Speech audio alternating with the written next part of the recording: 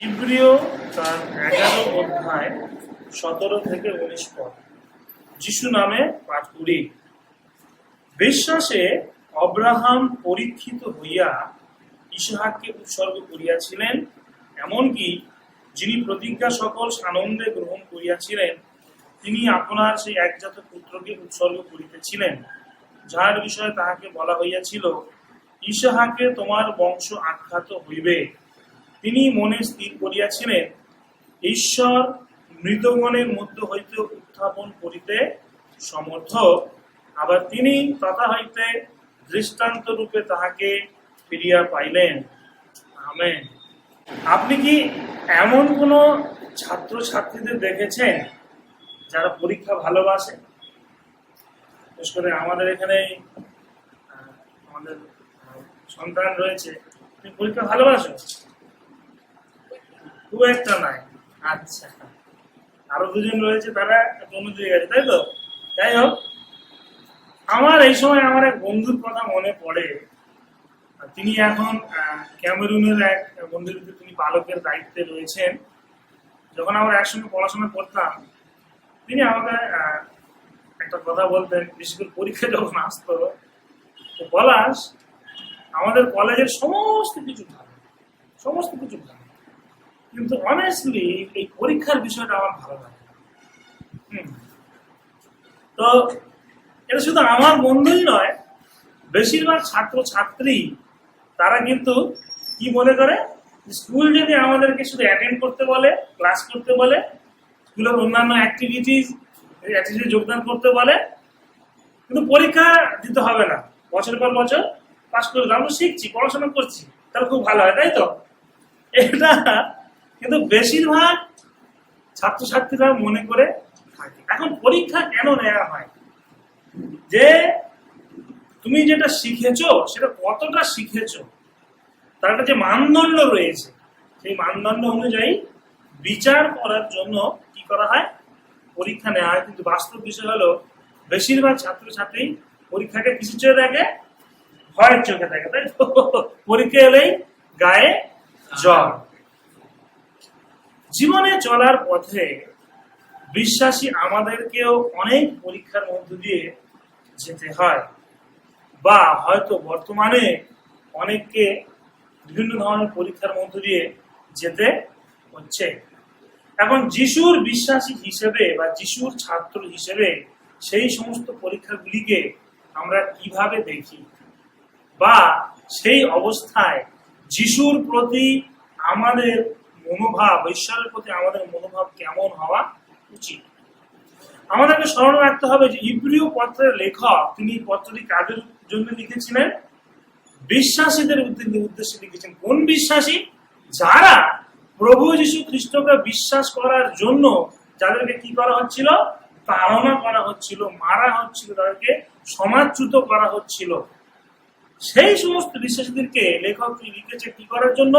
উৎসাহ দানের জন্য, যেন কঠিন পরিস্থিতিতেও তারা ঈশ্বরের প্রতি দৃঢ়ভাবে বিশ্বাসে থাকতে পারে, তা যে কঠিন পরিস্থিতি আসুক না কেন।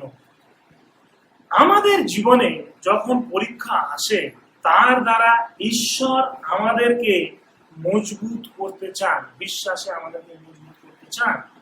আর যা আজকে সকালে আমরা এই ইব্রিয় তার 11 অধ্যায় 17 থেকে 19 পদের মধ্য দিয়ে অব্রাহামের জীবন থেকে দেখতে চলেছি।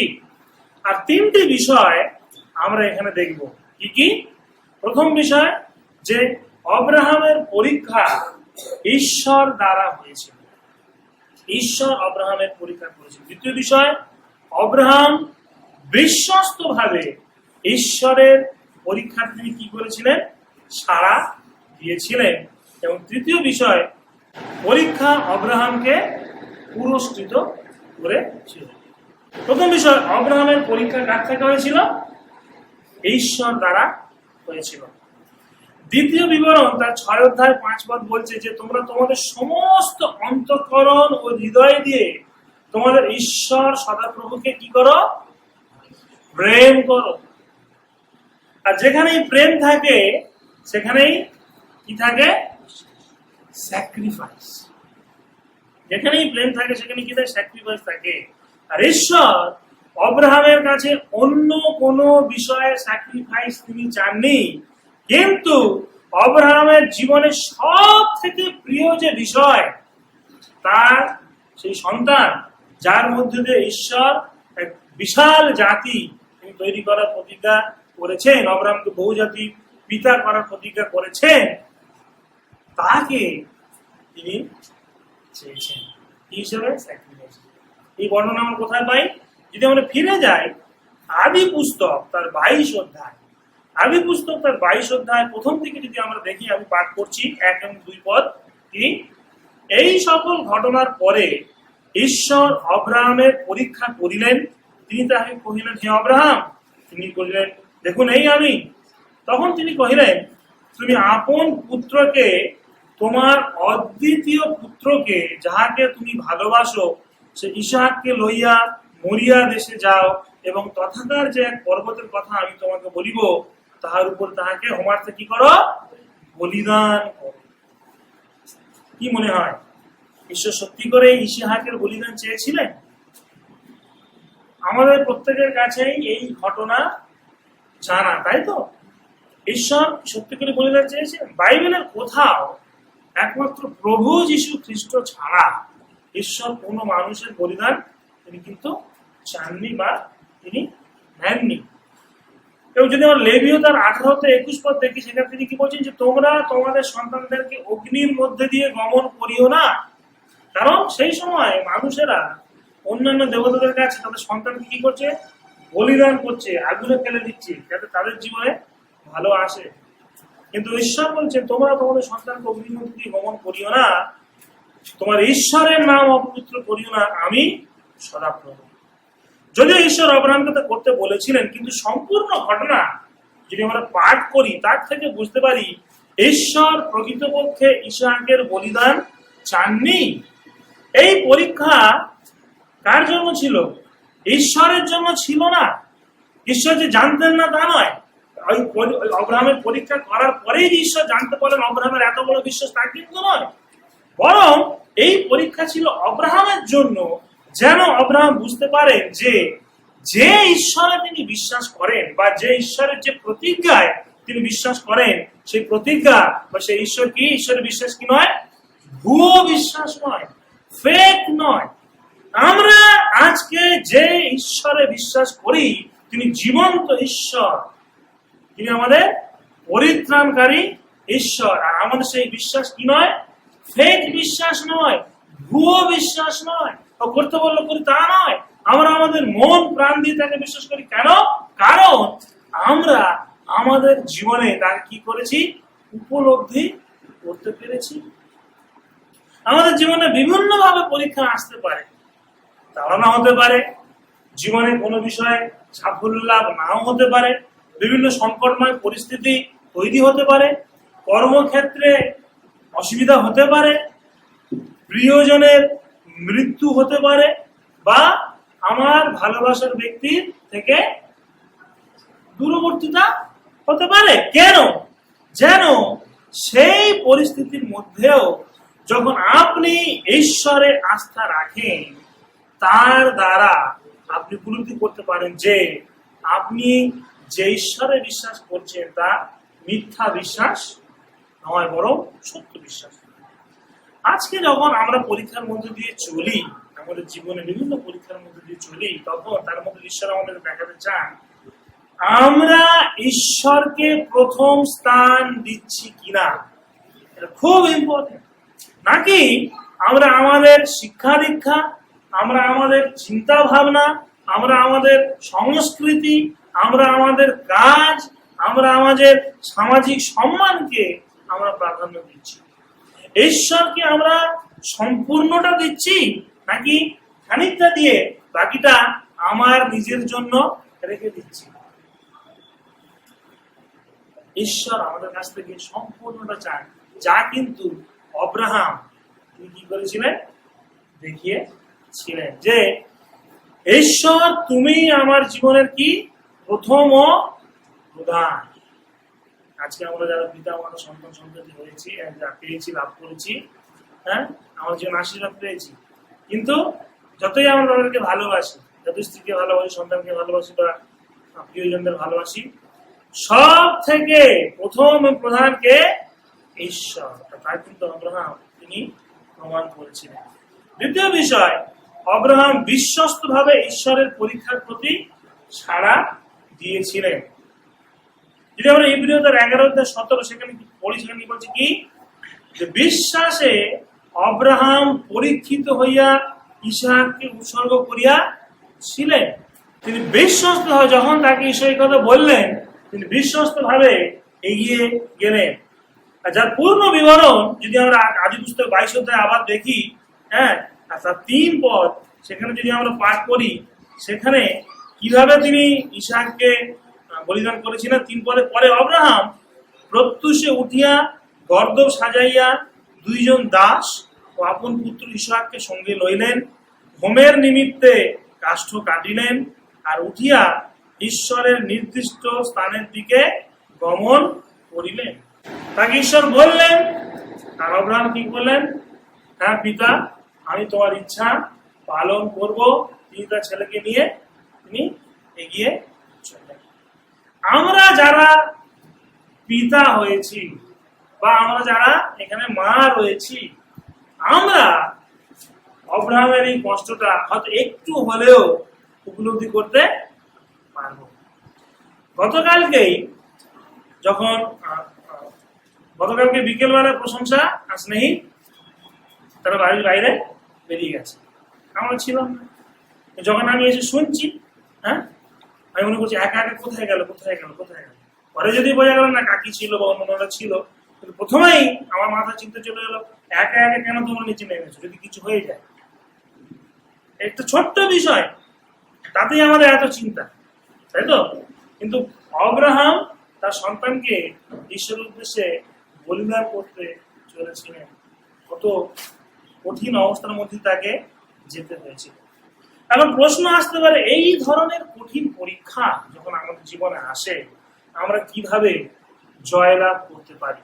আর তার উত্তর হলো, বিশ্বাস, ঈশ্বরের প্রতি আমাদেরকে সমর্পিত হতে পারে। আমাদের জীবনকে ঈশ্বরের কাছে কি করতে হবে?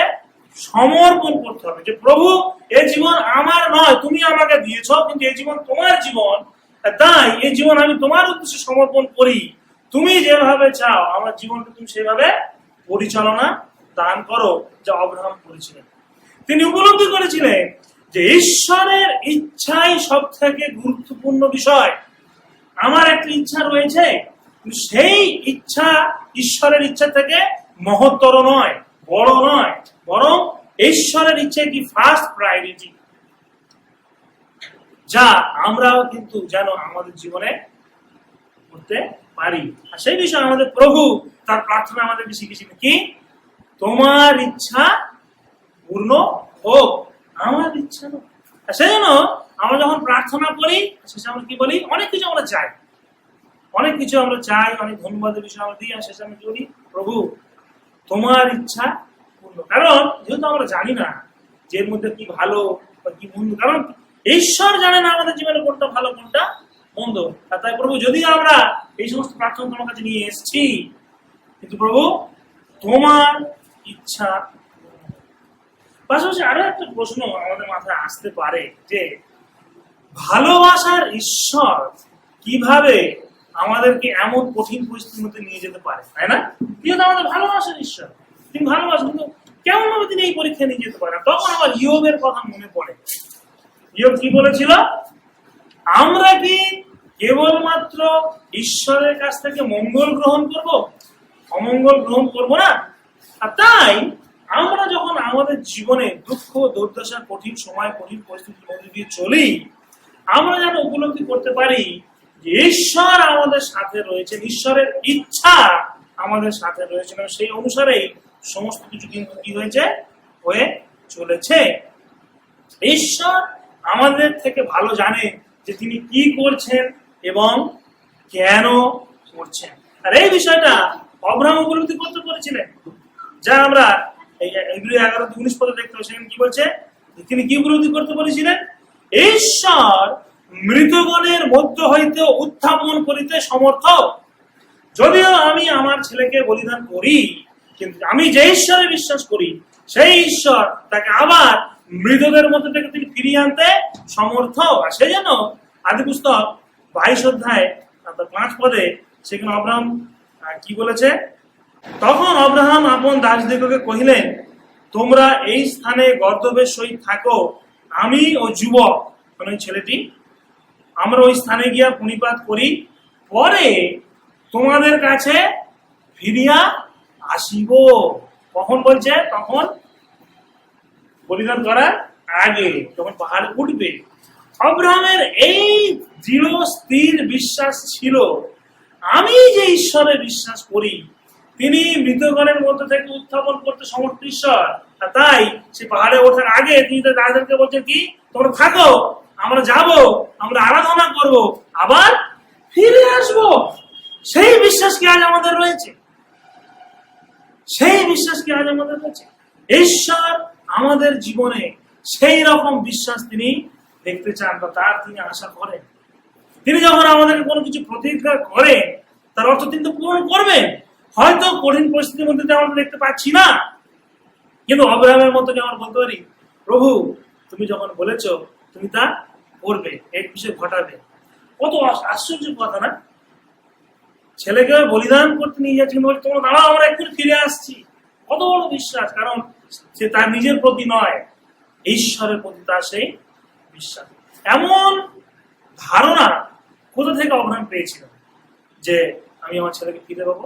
কোথা থেকে পেয়েছিলেন যে ঈশ্বর মৃতকালের মধ্যে থেকে তাকে উত্থাপন করতে পারেন? আব্রাহামের কাছে বাইবেল ছিল না, হ্যাঁ, আব্রাহামের কাছে বাইবেল ছিল না, কিন্তু ঈশ্বর তাকে যা প্রতিজ্ঞা করেছিলেন সেই প্রতিজ্ঞার বিষয় তার মাথায় ছিল। কি প্রতিজ্ঞা করেছিলেন?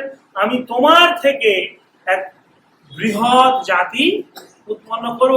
আর সেই কথা কিন্তু তিনি বিশ্বাস সহকারে ধরে রেখেছিলেন, ভুলে যাননি। আমরা ঈশ্বরের কাছে আসি, বিভিন্ন প্রার্থনা বিষয় নিয়ে বলি, আবার ভুলেও যাই। ঈশ্বর আমাদের অনেক ধন্যবাদ, অনেক আশীর্বাদ করে, আমরা ভুলেও যাই। আব্রাহামকে বলেছে সারার যদিও বয়স হয়েছে, আমি সারার গর্ভ থেকে এক সন্তান উৎপন্ন করবো, সেই সন্তান থেকে এক বৃহৎ জাতি উৎপন্ন করবো, তুমি সর্বজাতির পিতা হবে। আব্রাহাম ছেলে কিন্তু মনে রয়েছে। যখন ঈশ্বর তাকে বললো তোমার ছেলেকে তুমি ওকে নো প্রবলেম, কারণ আমার বিশ্বাস কি তুমি বলেছো এই ছেলেকে দিয়েই তুমি বৃহৎ জাতি উৎপন্ন করবে। সেই বিষয় তার মধ্যে ছিল। তার কাছে যদিও বাইবেল ছিল না, কিন্তু ঈশ্বরের প্রতিজ্ঞা সে উপলব্ধি করেছিল। আজকে আমাদের কাছে ঈশ্বরের বাক্য বাইবেল দেওয়া হয়েছে এবং এই বাইবেল পাতায় পাতায় কি করা? প্রতিজ্ঞা এবং আশীর্বাদে ভরা।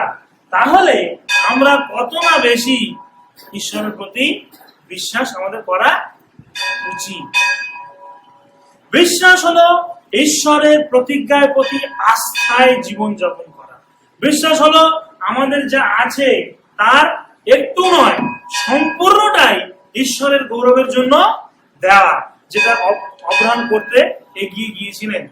তিনি ঈশ্বরকে কোনো প্রশ্ন করেননি বা তিনি দুঃখ প্রকাশ করেননি যে কি করে তা সম্ভব, বরং তার একমাত্র সন্তানকে তার বংশের উত্তরাধিকারে ঈশ্বরের গৌরবের জন্য তিনি সমর্পণ করতে এগিয়ে গিয়েছিলেন।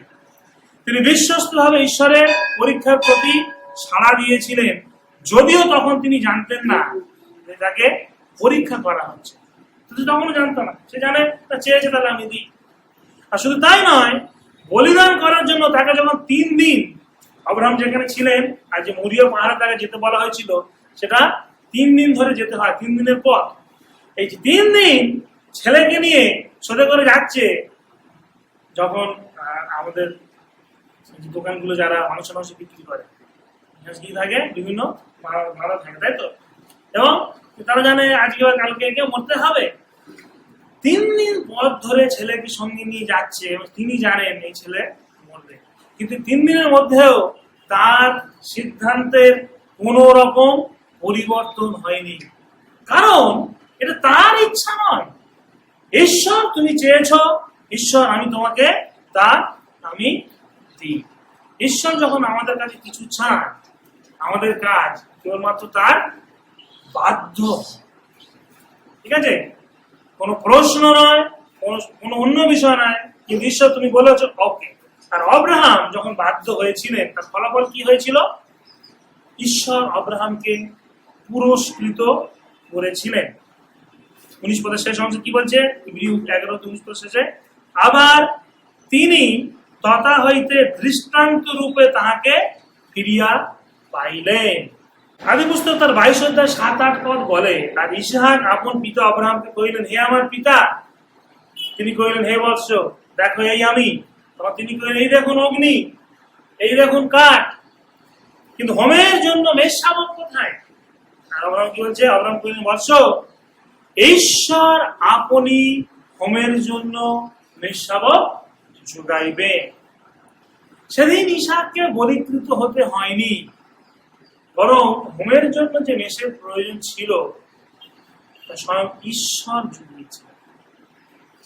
ঈশ্বর সেদিন শুধুমাত্র অব্রাহামকে হোমের মেষ জুগিয়েছিলেন তাই নয়, কিন্তু তার মধ্যে দিয়ে তিনি দেখিয়েছিলেন যে একদিন তার প্রিয় পুত্র প্রভু যীশু খ্রিস্ট সমগ্র জগতের জন্য কি হবে?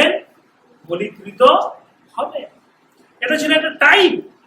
এই ঘটনার মধ্যে দিয়ে ঈশ্বর দেখাতে চাইছেন যে আমি আমার নিজের ছেলেকে দেব সমগ্র জাতির জন্য। তিনি সেই মেষশাবক যিনি জগতের পাপভার লইয়া যান, আর সেই মেষশাবকে যারা বিশ্বাস করে তারা বিনষ্ট হয় না, কিন্তু অনন্ত জীবন। যে পুরস্কার ঈশ্বর আমাদের জন্য দিয়েছেন আমাদের জীবনে আজকে, তা কি? অনন্ত জীবন, যা আমরা উপার্জন করতে পারি না, যা আমরা ক্রয় করতে পারি না, যা আমরা মারামারি করে কেড়ে নিতে পারি না। ঈশ্বর তার অনুগ্রহে বিনামূল্যে আমাদেরকে দেন।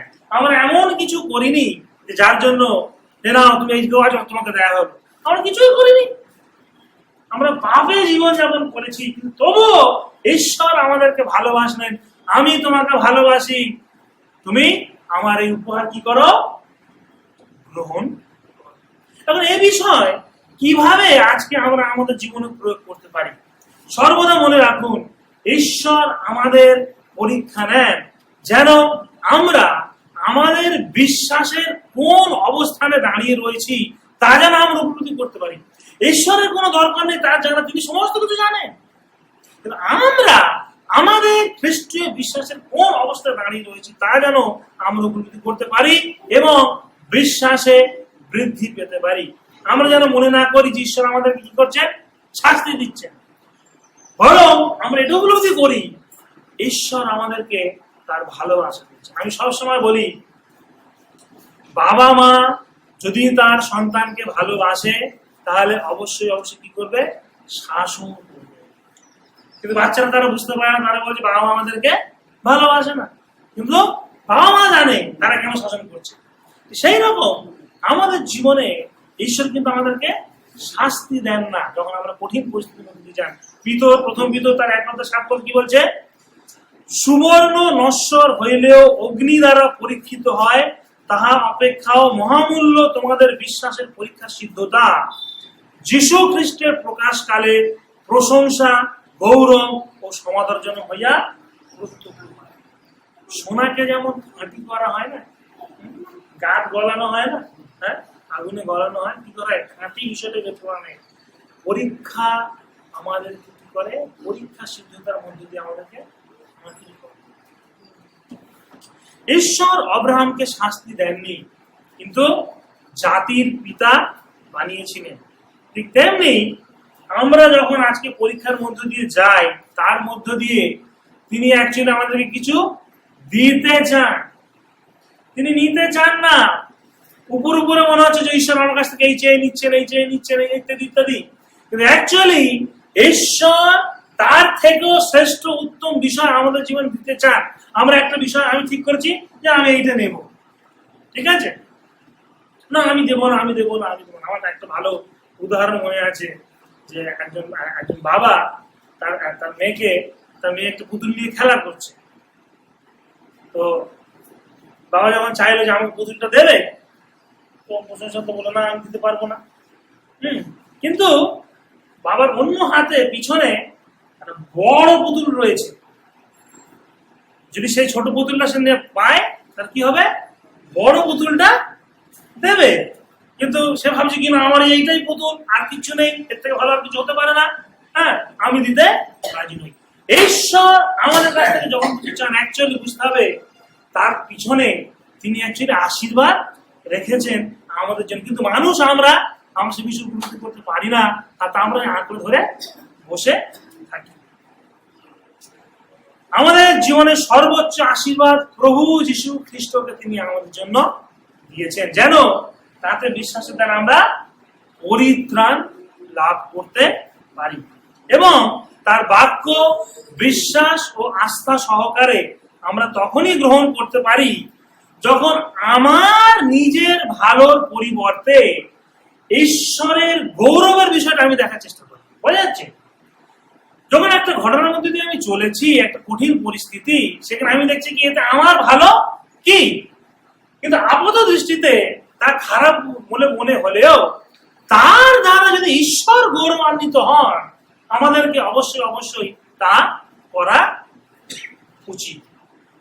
আর যখন আমরা তা হৃদয় থেকে উপলব্ধি করব, তখন আমরা হৃদয় থেকে আনন্দ সহকারে বলবো, হ্যাঁ প্রভু, আমার ইচ্ছা নয়, তোমার ইচ্ছাই পূর্ণ হোক। মরিয়া পাহাড়ে ঈশ্বর যেমন অব্রাহামকে পুরস্কৃত করেছিলেন, কি করে? তিনি তার সন্তানকে ফিরিয়ে দিয়েছিলেন, তাকে বলিদান করতে হয়নি।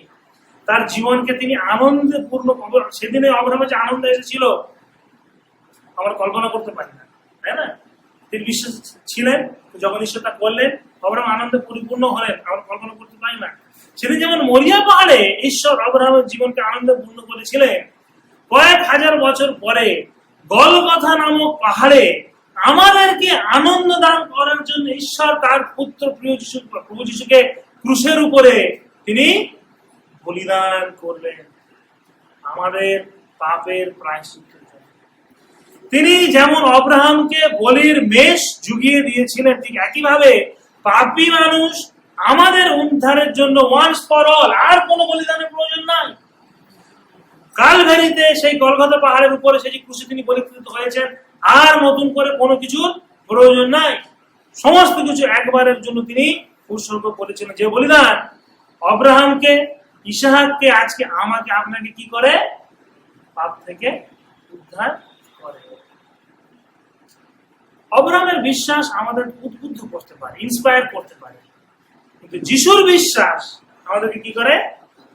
পরিত্রাণ দান করে। কারণ শেষ পর্যন্ত ফিলিপিও তার 2:8 কি বলছে? মৃত্যু পর্যন্ত তিনি পিতার প্রতি বিশ্বস্ত ছিলেন।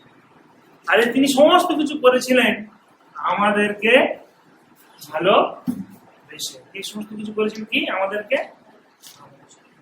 আমাদের জীবনের কোনো কিছুই আমরা যীশু খ্রিস্টের ভালোবাসার সাথে কম্পেয়ার করতে পারি না।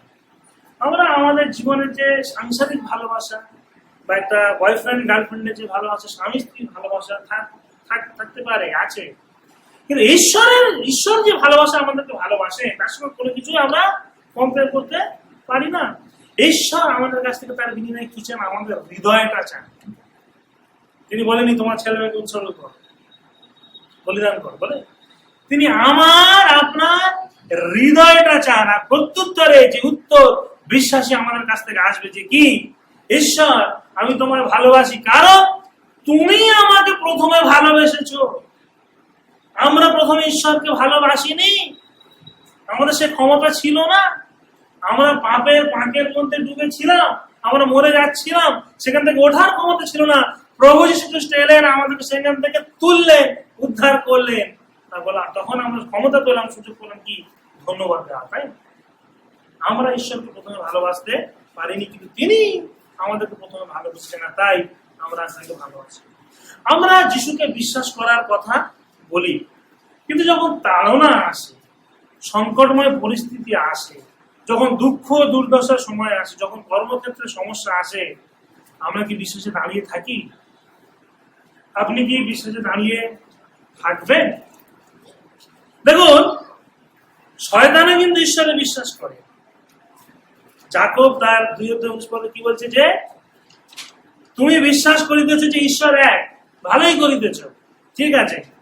ভূতেরাও তাও বিশ্বাস করে যে ঈশ্বর এক এবং ভয়ে কাঁপে, কিন্তু তারা ঈশ্বরের আরাধনা করে, তার ঈশ্বরের গৌরব প্রশংসা করে না, তার ঈশ্বরের প্রতি বাধ্যতায় জীবনযাপন করে না, তার ঈশ্বরের প্রতিজ্ঞায় আস্থা রাখে না। এখন আমাদের বিশ্বাস আর তাদের বিশ্বাস যদি একই রকম বিশ্বাস হয়ে যায়, তাহলে বুঝতে হবে যে আমার বিশ্বাসে একটু প্রবলেম রয়েছে।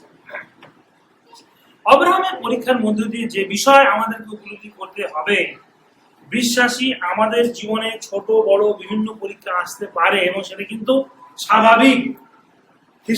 যিশুকে বিশ্বাস করলে আমার জীবন প্রবলেম ফ্রি হয়ে যায় এমন নয়, বরং আরো নতুন নতুন বিভিন্ন প্রবলেম আমাদের জীবনে আসবে। কেন? একটু আগে বলছিলাম কি, পরীক্ষার দ্বারা ঈশ্বর আমাদেরকে কি করবে, কাঁটি, অনেক খাদ রয়েছে সেগুলোকে ভেঙে ভেঙে কাঁটি সোনাটা আমাদের তিনি বের করবেন। বিশ্বাসে আমাদের জীবনের ছোট বড় বিভিন্ন পরীক্ষা আসতে পারে, তা আমার কেরিয়ার হতে পারে, তা আমার জীবনযাত্রার ধরন হতে পারে, তা এমন কোনো নেশার বিষয় হতে পারে যা ছাড়া অসম্ভব বলে মনে হচ্ছে, তা আমার কর্মক্ষেত্র বলে হতে পারে না আমি আমার জায়গাকে এমন ভালোবাসি যে সেই জায়গাটা আমি ছাড়তে চাই না, বা আমার ভালোবাসার ব্যক্তিও হতে পারে।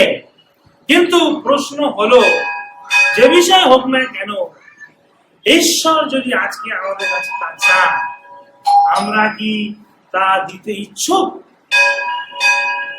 ঈশ্বর আমাদেরকে আশীর্বাদ করুন যেন আমরা খ্রিস্টের শক্তিতে ঈশ্বরের প্রতিজ্ঞায় আস্থা রেখে তার প্রতি বিশ্বাসের আজ্ঞাবহ জীবনযাপন করতে পারি। ঈশ্বর আমাদের প্রত্যেককে আশীর্বাদ করুন।